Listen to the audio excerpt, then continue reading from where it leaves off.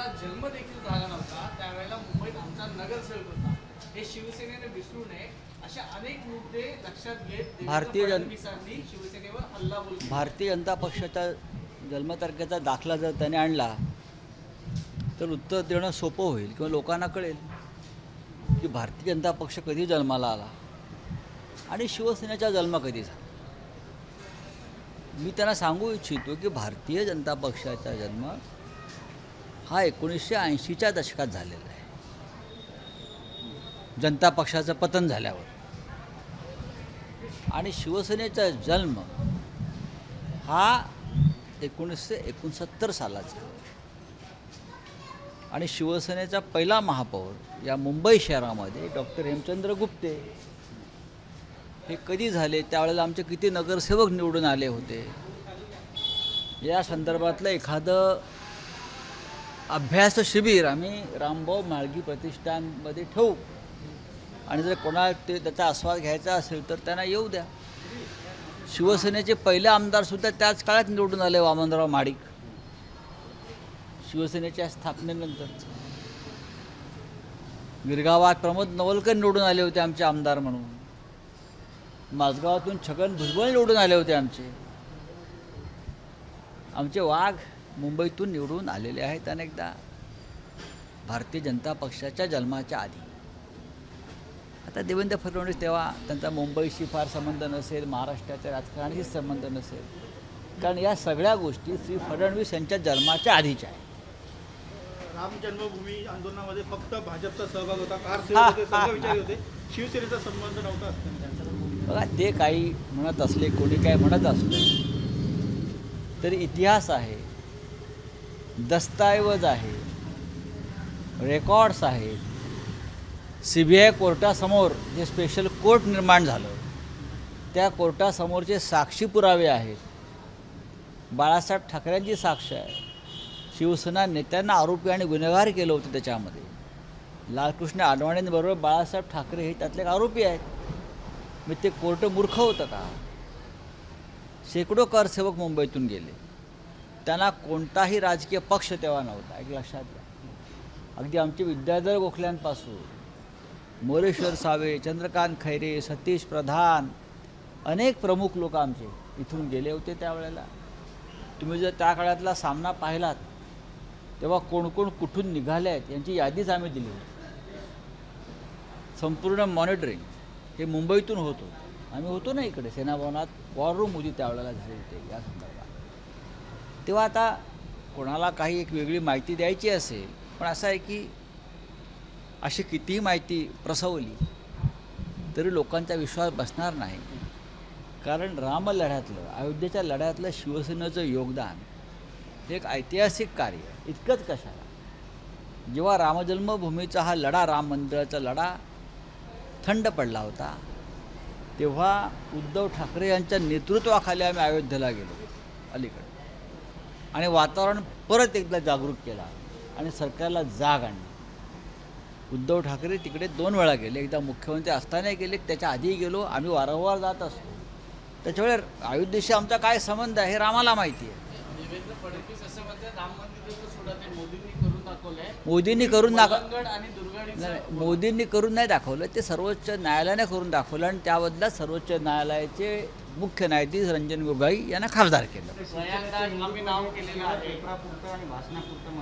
काय म्हणते आपण? प्रयागराज नाव आम्ही करून दाखवलंय. उस्मानाबाद, औरंगाबाद याचं काय, दुर्गाडीचं काय, मलंगडचं. आपणही 5 वर्ष मुख्यमंत्री होता तेव्हा औरंगजेबाला कवटाळून बसला होतात का?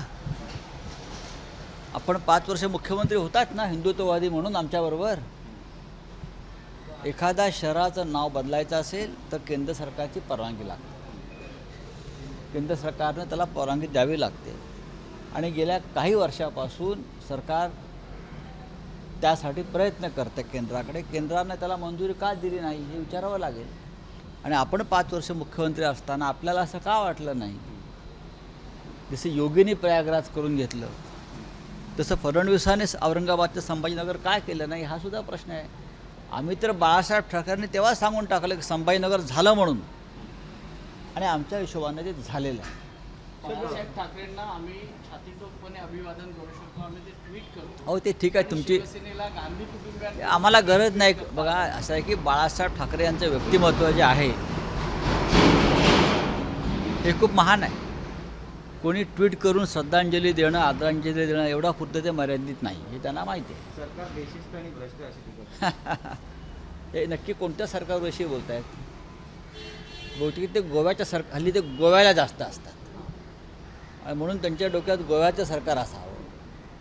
इतकं बेशिस्त आणि भ्रष्ट सरकार गोव्यातलं आहे की गोव्याचे राज्यपाल सतपाल मलिक जेव्हा होते अलीकडे तेव्हा त्यांनीच सांगितलं की इतकं भ्रष्ट सरकार मी पाहिलं नाही गोव्यातलं. अनेक माफिया, भूमाफिया, व्यभिचारी, दलाल हे भाजपचे उमेदवार आहेत आणि त्याविरुद्ध मनोहर पर्रीकरांच्या कुटुंबातूनच बंड झालेलं आहे. थोडं मला वाटतं की हल्ली आमचे देवेंद्रजी गोव्यात जास्त असल्यामुळे त्यांच्या डोक्यात गोव्याचं सरकार घुमतं आहे. सर 25 वर्ष युतीमध्ये सडली असं म्हणतात, मग त्यावेळेला शिवसेना प्रमुख बाळासाहेब ठाकरे यांनी घेतलेला निर्णय हा चुकीचा होता का असं ते ते बघा उद्धवजी आज बोललेत का हे नाही. देवेंद्र फडणवीस मुख्यमंत्री असताना त्यांनी हे विधान केलं आहे गोरेगावच्या एका जाहीर मेळाव्यात. हे आजचं विधान नाही आहे, हे जुनं विधान आहे आणि त्या भूमिकेवरती आम्ही सगळे ठाम आहोत. शिवसेनेने असंही सांगितलंय की भाजप 1992 साली बाबरीच्या पतनानंतर मुंबईत जो दंगा उसळला होता ती हिंदुत्वाची सगळ्यात मोठी लढाई होती या देशातली. आणि ती लढाई लढताना हिंदुत्वाच्या रक्षणासाठी आमच्या शेकडो शिवसैनिकांचं बलिदान झालेलं आहे. आम्ही सगळे वर्षानुवर्ष त्यासाठी माझ्यासह बाळासाहेब ठाकरे वर्षानुवर्ष आम्ही न्यायालयासमोर उभे राहिलो, खटले लढवले. तेव्हा आपण कुठे होतात सगळे ही लढाई लढताना? हा प्रश्न जर विचारला तर त्यांच्यापाशी उत्तर आहे का? युपीमध्ये 180 उमेदवार 1993ला शिवसेनेने उभे केले, त्यापैकी बोला. 179 उमेदवारांचे डिपॉझिट जप्त झाले. बघा त्यामुळे उगाच कशाला इतिहास चिवडत बसताय? गेल्या मागच्या 40 वर्षात केरळपासून कन्याकुमारीपर्यंत आणि पश्चिम बंगालपासून इतर अनेक राज्यात तुमची डिपॉझिट किती गुल गेली हा इतिहास काढत बसलो आम्ही तर जरा महाग पडेल. उत्तर प्रदेशचा विषय तूर्त बाजूला ठेवा, गोव्याकडे लक्ष द्या. एक महत्त्वाचं विधान त्यांनी केलं की जोपर्यंत भाजपसोबत शिवसेना होती पहिल्या किंवा दुसऱ्या क्रमांकावर होती, आता जे निकाल आले त्यामध्ये चौथ्या क्रमांकावर. आणि आमचा क्रमांक मोजू नका, हे आकडे तुम्हाला महाग पडतील. आमच्याकडे बघताना तुम्ही आता महाविकास आघाडी म्हणून बेरीज करा आणि त्या बेरजेत तुम्ही कुठेच नाही आहात. तुम्हाला 40-50 जागा जास्त मिळाल्या असतील, तुमचा पक्ष मोठा झाला असेल या सगळ्या ह्याच्यामध्ये. नगरपंचायतीच्या निवडणुका या अनेकदा राजकीय पक्ष म्हणून लढल्या जात नाही, ते सगळ्यांना माहिती आहे. तरीही शिवसेनेचा आकडा हा अत्यंत आशादायक आहे. आणि आमची जर बेरीज बघितलीत महाविकास आघाडी म्हणून तर नक्कीच भारतीय जनता पक्ष हा महाराष्ट्रातला पहिला क्रमांकाचा विरोधी पक्ष आहे आणि हा त्यांचा पहिला क्रमांक विरोधी पक्षाचा कायम राहो अशी माझी त्यांना शुभेच्छा आहे. उद्धव ठाकरेंच्या भाषणामध्ये बोलायला काही नव्हतं, महाराष्ट्राचं हित दिसलं अरे नाही. बोलायला काही नव्हतं, मग तुम्ही का बोलताय? उद्धव ठाकरे यांच्या भाषणात जर बोलायलाच काही नव्हतं मग तुम्ही एवढी मोठी पत्रकार परिषद घेऊन वेळ का खाताय?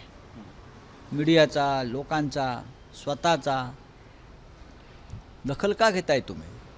तुम्हाला दखल घ्यावी लागली, तुम्हाला मिरच्या झोंबल्या, तुम्हाला ठसका लागला, हां बांबू लागला, सगळं काय लागल्यामुळेच तुम्हाला स्वतः पत्रकार परिषद घेऊन उद्धव ठाकरे यांच्या भाषणासंदर्भात प्रत्येक शब्दावर खुलासा करावा लागतो.